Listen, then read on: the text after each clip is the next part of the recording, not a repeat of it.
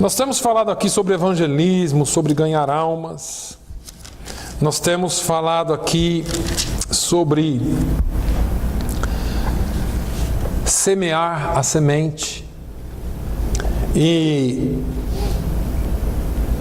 em decorrência de eu ter iniciado esse assunto aqui, não que ele nunca tenha sido falado, mas em decorrência de eu ter iniciado esse assunto aqui no domingo passado, no culto em inglês, nós vimos algum mover do Espírito de Deus na igreja, pessoas interessadas, uma série de coisas acontecendo, uma série de palavras sendo preparadas para o culto em inglês.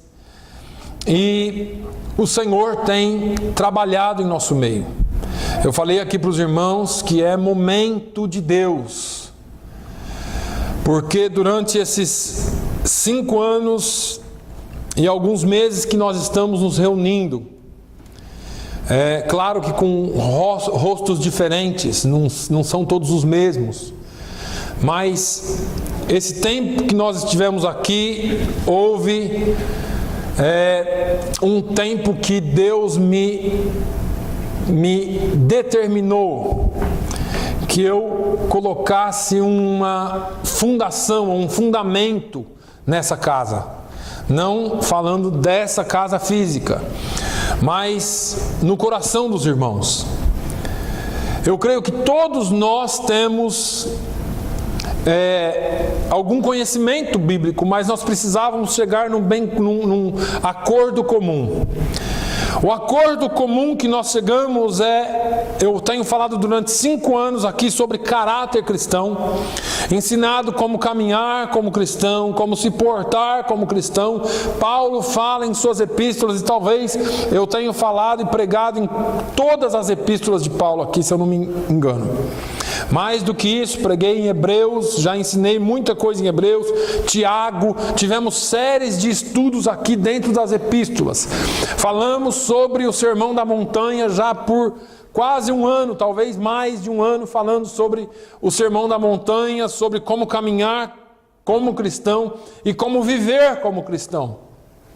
Nessa nossa caminhada juntos, eu acredito que Deus já nos ensinou muito. E tem nos ensinado muito a respeito de como viver a vida cristã. Claro que todos nós temos falhas, mas nós vamos aplicando a palavra de Deus todos os dias na nossa vida. Chegou um momento que Deus colocou no meu coração que era momento de ganhar almas para Jesus. Trazer vidas novas, buscar. Jesus disse: ide, portanto, fazei discípulos de todas as nações. E a igreja como um todo se aquartelou dentro de 4 paredes, e nós esperamos que as pessoas venham para ouvir do Evangelho, mas as pessoas que precisam ouvir de Jesus estão lá fora. Elas não virão se nós não formos buscá-las. Muitos estão tristes, muitos estão desanimados, muitos desistiram até da vida. Muitos desistiram até de se comungar com pessoas, porque são tantas as decepções. Temos decepções o tempo todo, e as maiores decepções são com aqueles que estão próximos. E aí nós nos fechamos no nosso mundo, e como lá fora, dentro da igreja, temos os problemas. E nos fechamos aqui, eu sempre digo, o clubinho está muito bom. Todo mundo se conhece, todo mundo é amigo, todo mundo é irmão. Bate nas costas, almoça junto, come junto. Mas e aí? E o mandado de Jesus, e o comando de Jesus de ide, pregai o Evangelho a toda criatura, quem crer e for batizado será salvo, quem não crer será condenado. Irmãos, nós nos acomodamos porque em nossa mente estamos salvos. Estamos salvos. E se achamos que estamos salvos, deveríamos prestar atenção, porque o salvo anseia por almas. E você talvez vai dizer hoje assim: pastor, esse negócio de evangelizar não é o meu dom. Não tem problema. Ore por mim então. Mas eu quero que você entenda que Esse é um chamado para todo cristão. Esse é um chamado para todo cristão. A palavra de Deus, ela é para todos, e o chamado para o evangelismo é para todos. Como? Nós estamos aprendendo aqui no culto inglês. Hoje o pastor falou de palavra, de poder e de estilo de vida. Paulo disse: eu não vim a vós só com palavras de conhecimento humano, mas eu vim com demonstração de poder, e vocês são testemunhas de como eu tenho vivido no vosso meio.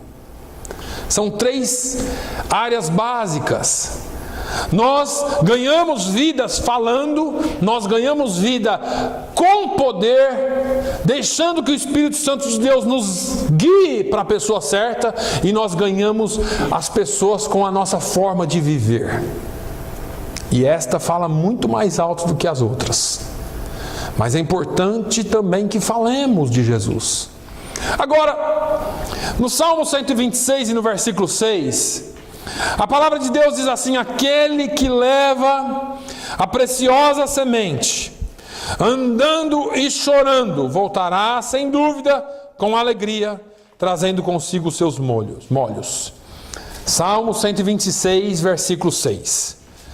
Aquele que leva a preciosa semente, andando e chorando, voltará sem dúvida com alegria, trazendo consigo os seus molhos. Essa é uma palavra que talvez todos nós já tenhamos lido, talvez todos nós já tenhamos ouvido, mas a minha pergunta para você hoje, ou a minha questão para você hoje é: dá para ganhar almas sem lágrimas? E você talvez vai dizer assim: não, pastor, mas você chora por almas.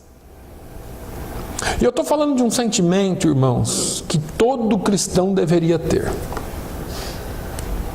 Eu falei aqui domingo passado que a minha função aqui é colocar no seu coração o desejo não só de ir para o céu, mas de levar outros consigo, de ganhar almas para Jesus consigo. Será que você chora por vidas? Será que você clama para que Deus te dê vidas?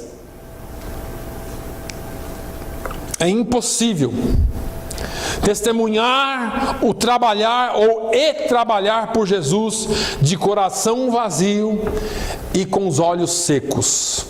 Enquanto a igreja não tiver a chama, e vocês podem ter certeza que a minha oração é: Senhor, volta a colocar uma chama ardente nos corações para ganhar almas para Ti. Enquanto nós estivermos com o coração vazio, enquanto nossos olhos não chorarem, não se molharem, ou seja, enquanto nós não sentirmos a dor das almas lá fora, nós não vamos ganhar almas para Jesus. Porque existe uma demonstração, não só para mim ou para a igreja, mas para Deus, de que você realmente quer ganhar vidas para Jesus. E se você não demonstra isso, e se você não tem esse desejo, infelizmente nós não podemos ganhar almas para Jesus assim. Como cristãos, nós precisamos aprender o quanto é importante a oração. Como o chão gasto pelos joelhos, ou seja, o sofá ou a cama, seja onde for e na posição que for, mas sempre você clamando por almas. Irmãos, eu tenho ensinado aqui, e talvez uma das minhas maiores preocupações, e hoje eu vejo uma das maiores preocupações dos ensinadores da palavra de Deus, é com a oração. Por que a oração é tão complicada para nós? Porque as nossas orações são para nós mesmos. E eu fico repetindo. Você dobra o seu joelho e você começa a dizer: Senhor, me abençoe. Senhor, tem misericórdia de mim. Senhor, me ajuda. Senhor, abre uma porta. Senhor, eu preciso. Senhor, eu quero. Senhor... Orações egoístas.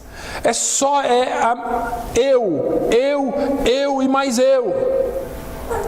Eu já falei para você que seria muito bom que você começasse a pedir a Deus que você seja a resposta de oração na vida de alguém. Alguém que esteja orando lá: Senhor, envia aqui um anjo para falar comigo. Senhor, envia aqui alguém para me dar uma palavra de consolo. Senhor, eu não aguento mais. Deus, se o Senhor existe, manda alguém aqui falar comigo. E você aparece. E você aparece e cumprimenta. Talvez é um vizinho, talvez é um companheiro de trabalho, talvez é alguém que está ali. E você esteve orando: Senhor, eu quero ser resposta da oração de alguém. Eu quero ser mão amiga para alguém. Eu quero ser ombro amigo para alguém. É deixar de pensar em você, deixar de pensar em mim e pensar como Jesus pensou. Irmão, se Jesus pensasse só nele, você não estaria aqui hoje.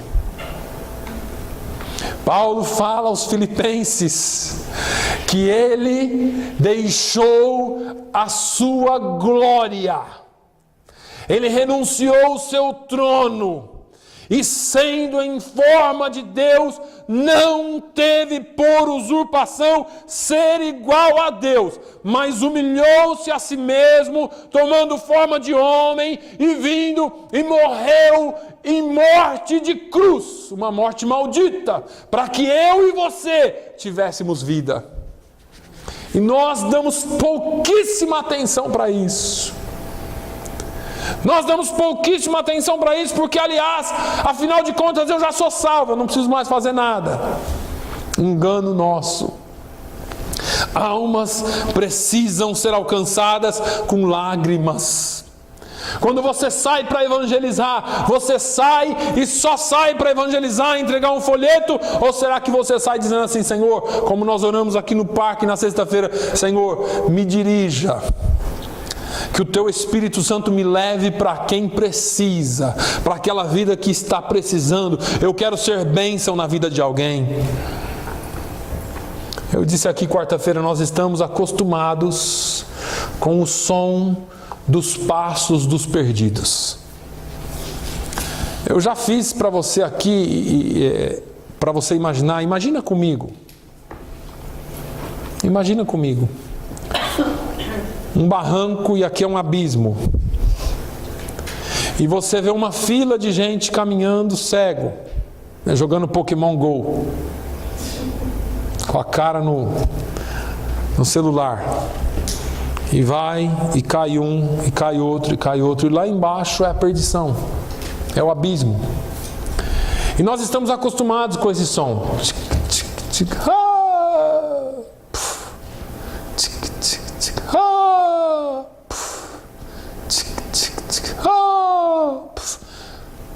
Comum. Está comum para a gente. Morreu mais um, mataram mais 20, houve outro tiroteio, houve um acidente, o avião caiu, isso aconteceu, explodiram um lugar, e nós não estamos sentindo mais nada, nós estamos anestesiados. Estamos anestesiados. Acostumamos os nossos ouvidos com esse som horrível da perdição. Enquanto não admitirmos que abrimos mão da nossa responsabilidade de cristãos pelas almas perdidas, porque essa responsabilidade não é de Jesus. Jesus já fez o que ele tinha que fazer. Nós temos tudo o que nós precisamos. Ele já derramou o seu sangue na cruz do Calvário. Ele já deu a sua vida por nós. O que nós temos agora? Só uma coisa a fazer: ide por todo mundo, pregai o evangelho a toda criatura. Mas vós recebereis poder ao descer sobre vós o Espírito Santo, e ser-me-eis testemunhas em Jerusalém, na Samaria e até os confins da terra. Onde nós estamos? No fim do mundo, Fall River. Fim do mundo. Ninguém nunca tinha ouvido falar isso aqui lá no Brasil. No Portugal tinha, porque aqui é a 10ª ilha dos Açores. Mas lá no Brasil não. Viemos cair aqui. Por que você parou aqui? Ah, pastor, eu vim fazer a vida. Ah, alguém me convidou. Aí, tá. Eu já falei para você, você pensa que foi, mas quem te trouxe aqui foi para um propósito. Deus te trouxe aqui. Deus te trouxe aqui para um único propósito de fazer a vontade dEle. A vontade dEle é que todos sejam salvos e que ninguém se perca. Agora, nós estamos tão acostumados, enquanto não admitimos a nossa responsabilidade, nós não vamos evangelizar. De quem é a responsabilidade de evangelizar então? Do pastor, claro, ele foi chamado para isso, ele ganha para isso. E ganha bem, hein? Oh Jesus, estou profetizando. Ganha bem, tem que fazer, precisa ir. E nós vamos vivendo assim. Deixa eu só fazer uma pergunta. Quantos aqui foram alcançados porque alguém evangelizou? Irmão Alzira, irmão Tony foi evangelizado, Tony foi evangelizado, Tony, Márcia, Manuel. Quem que foi evangelizado? Cida. Quem mais aqui que alguém veio e falou de Jesus e você foi para uma igreja e aceitou Jesus? Eu acho que a maioria, né? Se não tivesse alguém tido a coragem de falar com você, você não estaria aqui. Eu não estaria aqui. Talvez nós não estivéssemos aqui. Porque alguém assumiu a responsabilidade. Alguém encarou o fato de que não dá para ficar vendo as pessoas morrerem. Você fala, pastor, mas eu posso fazer tão pouco. Mas faça o pouco que você pode. Faça o pouco que você pode. Precisamos admitir que nós não temos mais força e nem vontade de chorar pelos perdidos. Ah, para quê? Tem tanta gente evangelizando, tem tanto canal de televisão com programa evangélico, pedindo dinheiro. Tem tanta gente evangelizando. E aí nós deixamos a nossa responsabilidade. Nós deixamos de fazer o que Jesus mandou fazer. As massas sem Jesus não estão convencidas de que estão perdidas. Você vai falar para a pessoa que Jesus pode salvar? Vai salvar do quê? Irmãos, eles não sabem mais o que é Bíblia, não sabem mais o que é Evangelho, não sabem mais o que é nada. O humanismo tomou conta de todo mundo. Hoje o negócio é tecnologia, hoje o negócio é ciência. Mas se nós não formos e se nós não falarmos, eles não ouvirão. Paulo fala em Colossenses 1:29 até Colossenses 2:1, ele diz, para isso é que eu também me afadigo, esforçando-me o mais possível, segundo a sua eficácia, que opera eficientemente em mim. Gostaria, pois, que soubesseis quão grande luta venho mantendo por vós, pelos laudicenses e por quantos não me viram face a face. A palavra que Paulo usa para falar da sua luta pela salvação, e a salvação de outros, não é a dele, é a mesma palavra usada para falar de uma corrida em uma disputa bem acirrada por um primeiro lugar. Arthur Way traduz essa passagem de Paulo aos Colossenses dizendo assim: com esse alvo eu me empenho muito e luto firmemente, com extrema força que o poder de Deus inflama em mim. Se nós não formos inflamados pelo poder de Deus, e se nós com esse poder não formos lutar, se nós não competirmos, se nós não buscarmos, se nós não formos, não alcançaremos almas. Essa é uma luta por almas, é uma batalha espiritual, é uma batalha para a salvação eterna. Irmãos, esse negócio trata-se de vidas. Não é brincadeira o que eu estou falando aqui hoje. Esse é um assunto que não chama muita atenção, mas é um assunto que trata de vidas. É coisa para a eternidade. John Knox, o grande missionário para a Escócia, ele sentia um pesar que vinha de Deus quando ele clamou: Senhor, dá-me a Escócia ou eu morrerei. Quantos de nós Quantos de nós temos clamado: Senhor, dê-me Fall River, ou eu morrerei? Eu vou diminuir um pouquinho: Senhor, dê o meu vizinho da direita, ou eu morrerei. Você nem conhece o seu vizinho da direita, da esquerda. Nós não conhecemos. São estranhos para nós, nós nunca tivemos coragem de participar ou de falar com eles sobre Jesus.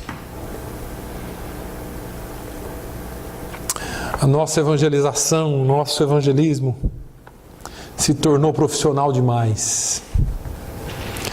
Temos eventos evangelísticos, temos televisão, temos os teleevangelistas, temos tantos tipos de programas e atrações e teologia da prosperidade para atrair pessoas que estavam indo para o inferno lá fora e continuam indo para o inferno aqui dentro.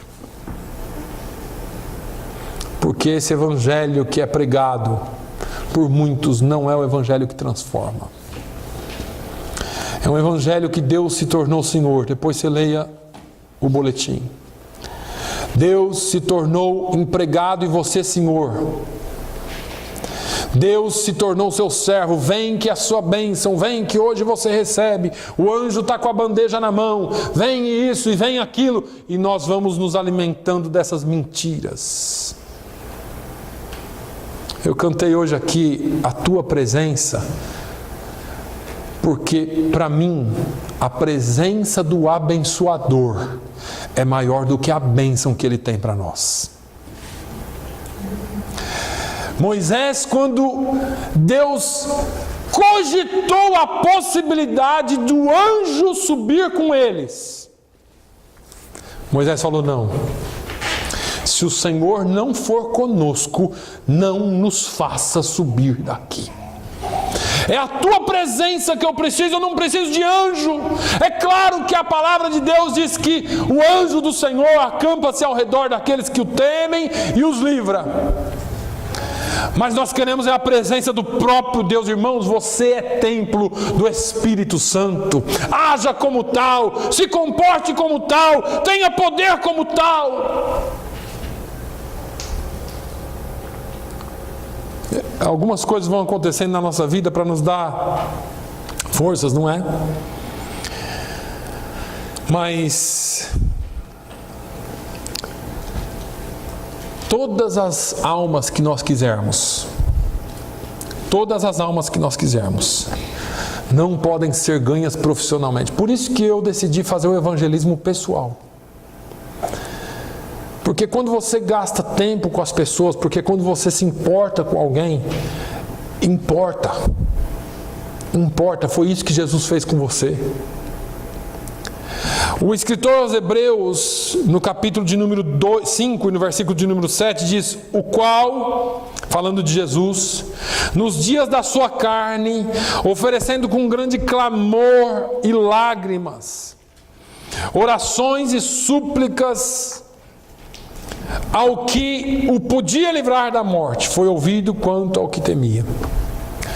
Eu só quero pegar aqui que Jesus, quando ele veio aqui morrer por nós, ele clamou por nós com súplicas, com clamor, com lágrimas e com orações.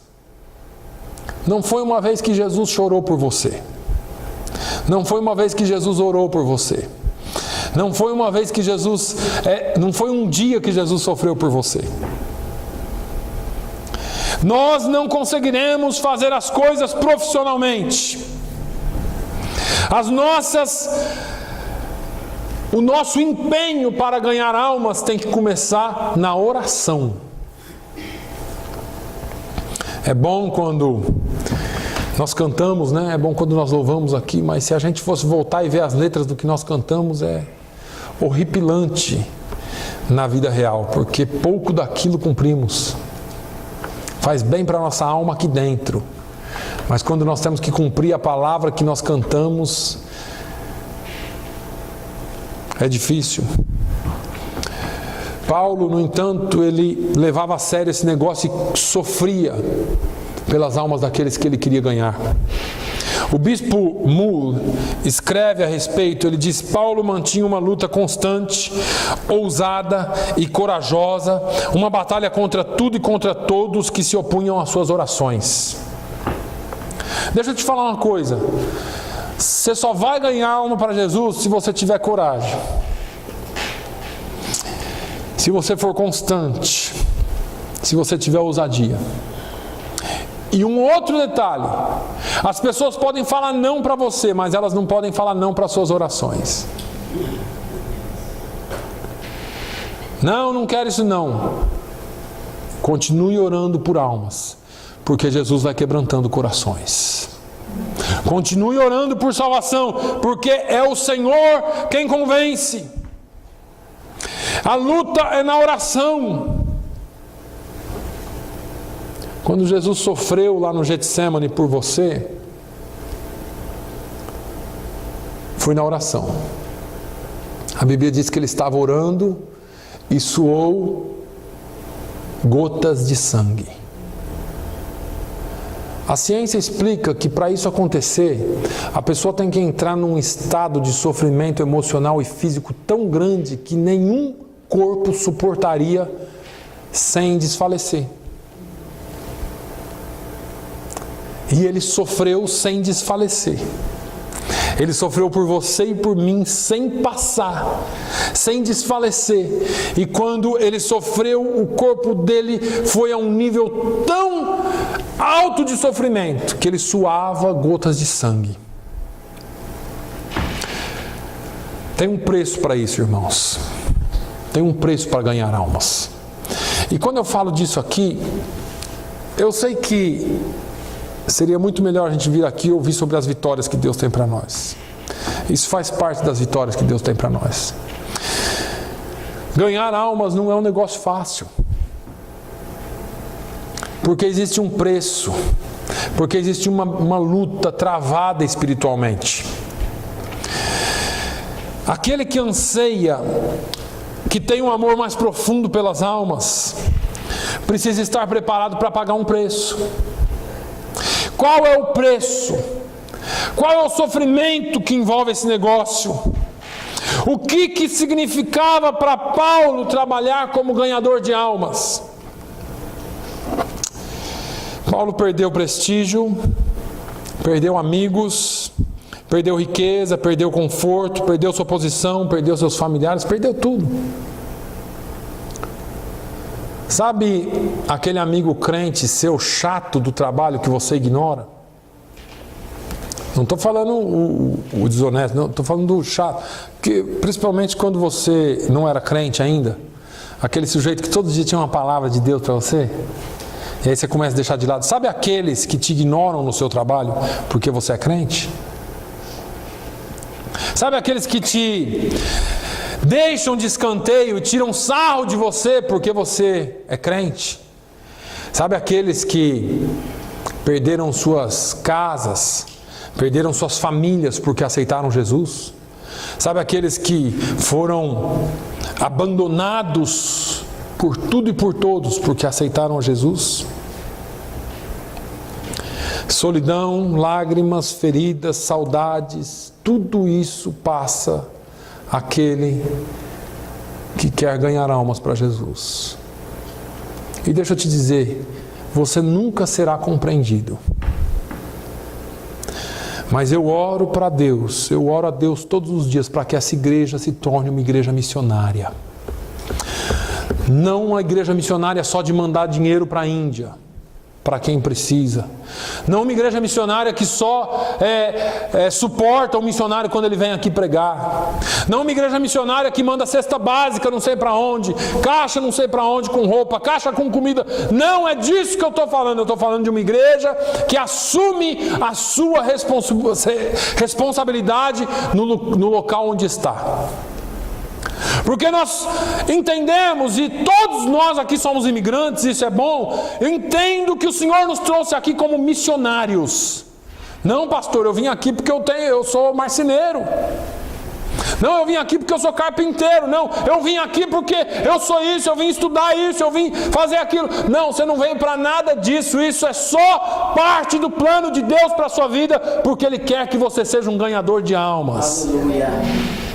Eu estava conversando com um pastor essa semana que tem um contato com uma organização e estávamos discutindo a respeito de assuntos de evangelismo, e eles investem muito na janela 1040, quem não sabe é África, Índia, uma parte ali dos países muçulmanos, e ele perguntou para um doutor que é o líder dessa organização, ele disse assim: New England pode ser incluído na janela 1040?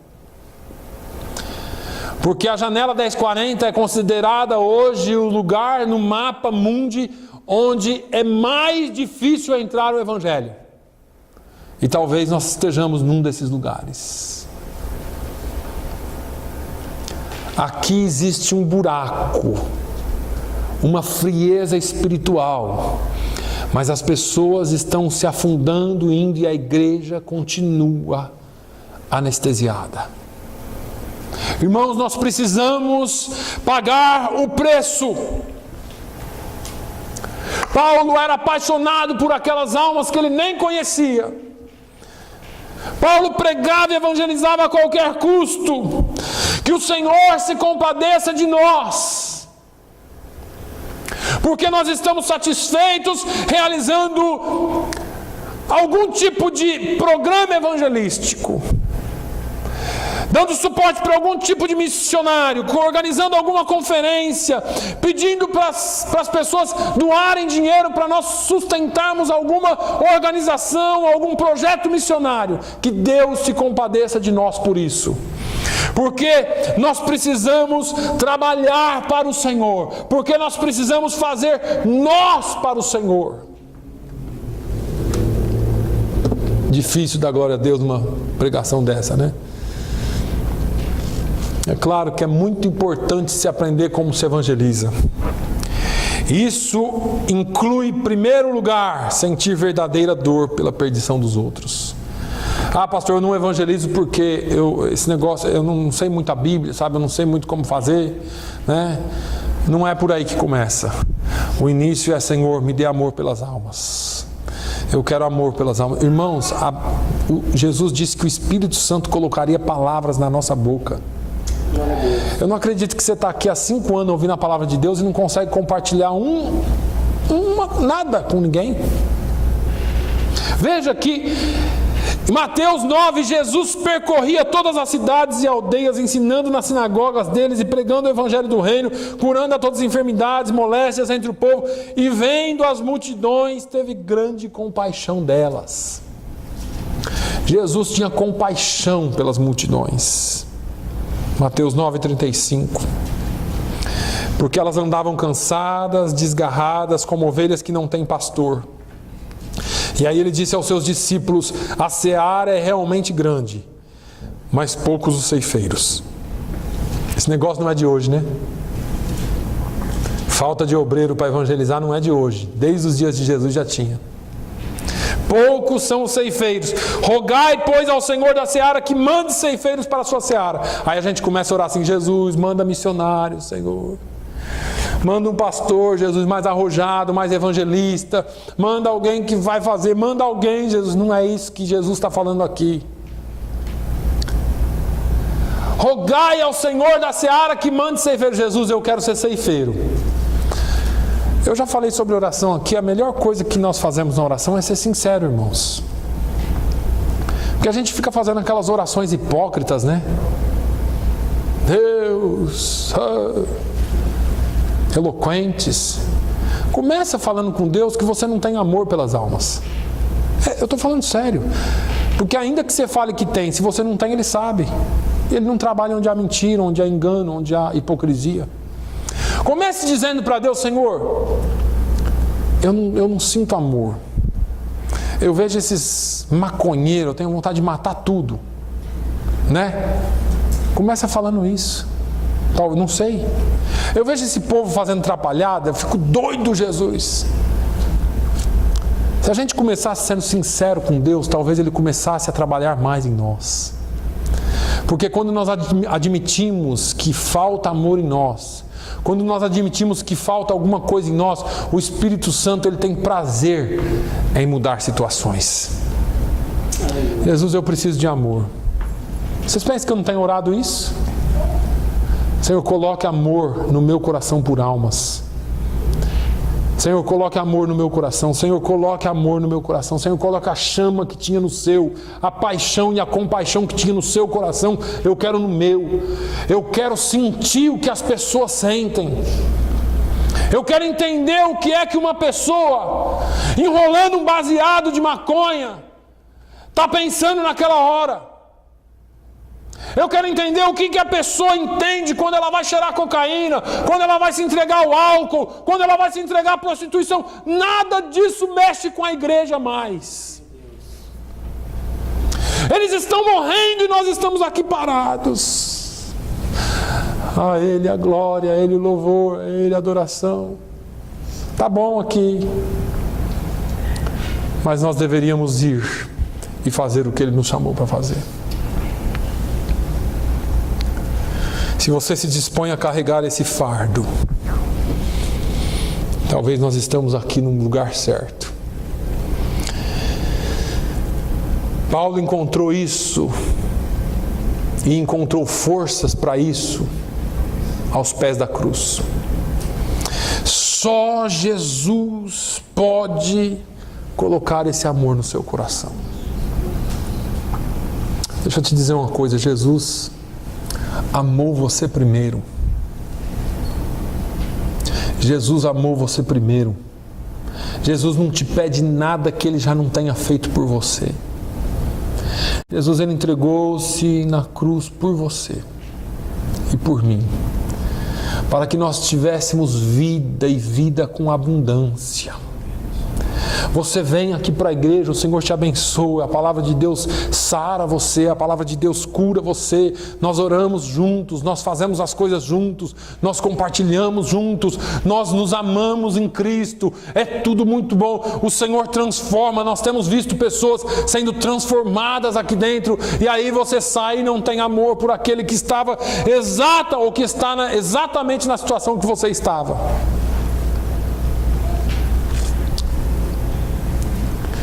Quando William Booth, fundador do Exército da Salvação, começou na classe baixa de Londres, nas favelas de Londres, algumas pessoas vieram e se juntaram a ele.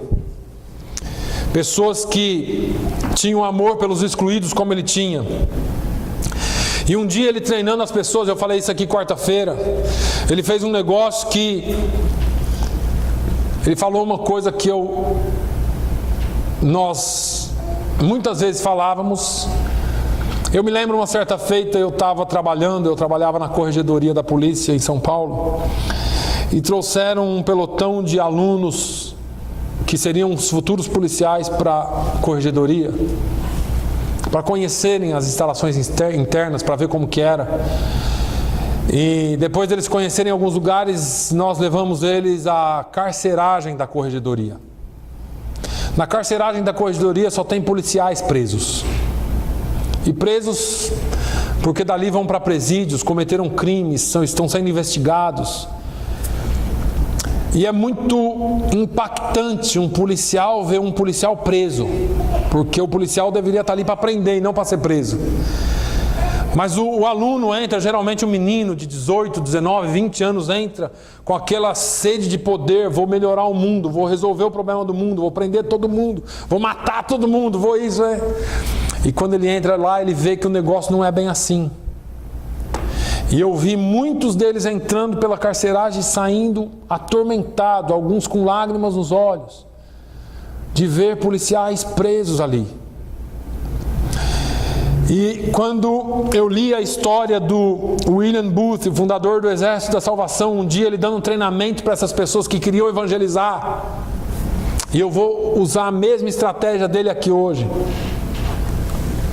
Se eu pudesse, eu mandaria todos vocês por uma semana para o inferno.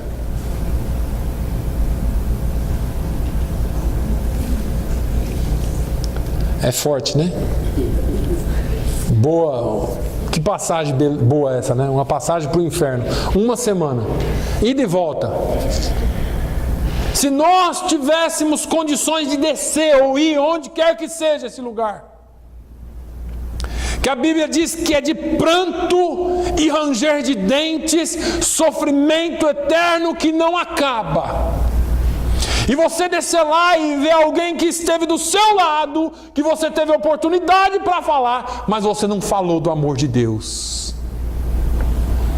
Lembra de Jesus contando sobre Lázaro, ou o rico e o Lázaro, aquele mendigo? A Bíblia diz que o rico tinha uma casona, o Lázaro ficava lá na porta e pedia esmola, o rico maltratava ele todo dia. Um dia o rico morreu e o Lázaro também morreu. E os dois foram para os seus destinos. E eu não estou dizendo aqui que rico vai para o inferno, eu estou dizendo que a história é assim e que salvação depende de Jesus, não depende de nada mais. E o rico podia ver do outro lado do abismo um Lázaro lá no seio de Abraão. Em outras palavras, no céu. Naquela época tinha, né? Depois tem toda uma história escatológica de Jesus foi, tomou, levou o cativo o cativeiro, levou o seio de Abraão para a presença do Pai. Mas nessa época Jesus ensinando dentro da lei judaica. E o rico via Lázaro no seio de Abraão, mas o rico estava no lugar de tormenta. E o rico falou assim: Pai Abraão, deixa Lázaro só molhar o seu dedo e colocar na minha língua. Ele disse: eu não posso. Daqui não tem mais volta. Por favor, não dá. Então, se não dá para eu voltar, manda pelo menos que Lázaro volte lá para a terra. E fale com os meus irmãos para eles não virem para cá também.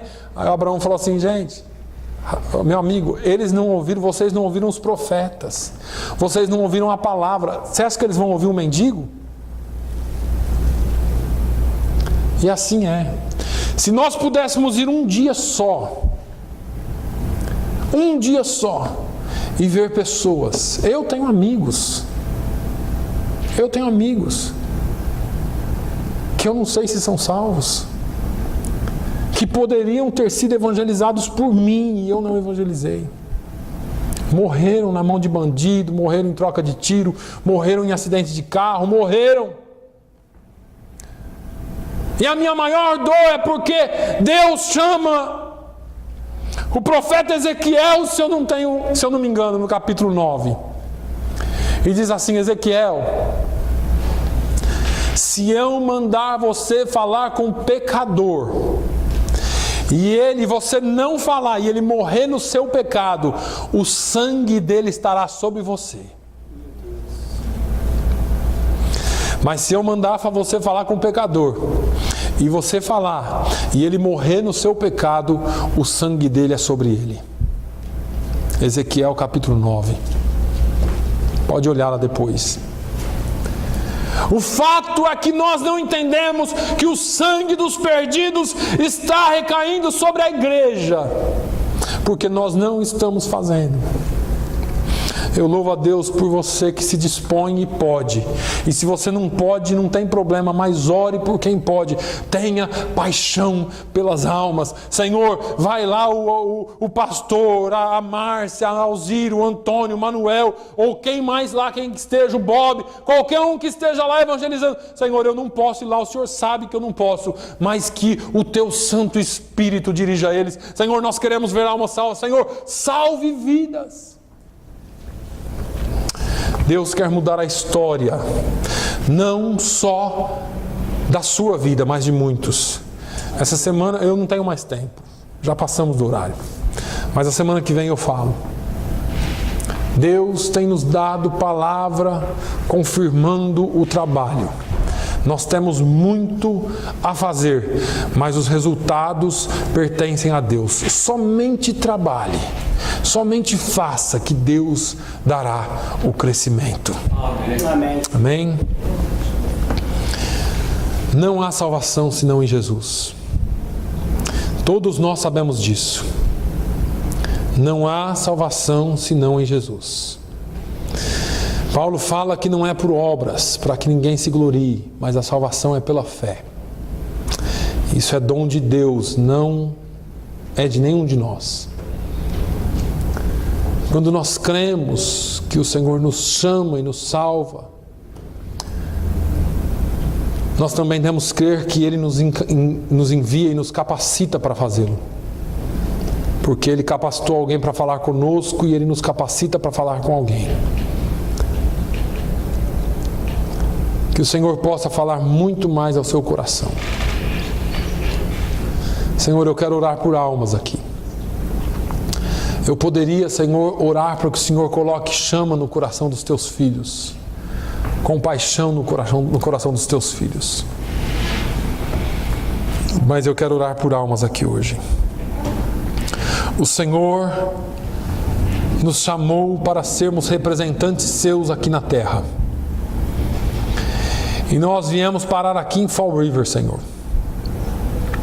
E só o Senhor sabe o verdadeiro motivo da nossa passagem por aqui. Pai, eu quero te pedir no nome de Jesus que o Senhor use as nossas vidas. Use para evangelizar, use para salvar, use para transformar. E eu oro mais uma vez aquilo que os apóstolos oraram em Atos, no capítulo 4. Enquanto nós falamos a Tua palavra, o Senhor estende o Teu braço e tem autoridade e liberdade para curar, para salvar, para transformar vidas. Senhor, que se alguém aqui ainda não tem a consciência e a certeza da salvação, que o Teu Santo Espírito trabalhe para que essa pessoa tenha. E que essa pessoa, Senhor, possa entregar por completo a sua vida em Tuas mãos. E que seja transformada no nome de Jesus. Pai, no nome de Jesus, eu te peço, Senhor, uma semana abençoada, uma semana com muitos frutos. Eu já oro antes para que o Senhor trabalhe na terça-feira. Almas, Senhor, o Teu Santo Espírito nos dirija para almas que precisam ouvir a Tua palavra, que precisam de um milagre nas suas vidas, que precisam de mudança, de transformação. Senhor, nós queremos ser agentes multiplicadores da Tua palavra nesse lugar. Senhor, que vidas possam vir a Ti, se unir a nós nesse mesmo compromisso de ganhar outros para Ti. E o Teu nome seja glorificado. Nos dê uma semana abençoada, uma semana cheia de vitórias e cheia de conquistas para o Teu reino. Eu te peço no nome de Jesus. Amém. Que o amor de Deus, a graça do nosso Senhor e Salvador Jesus Cristo, a comunhão e a consolação do Espírito Santo de Deus seja sobre todo o seu povo, hoje e sempre. Todos digam amém. Amém.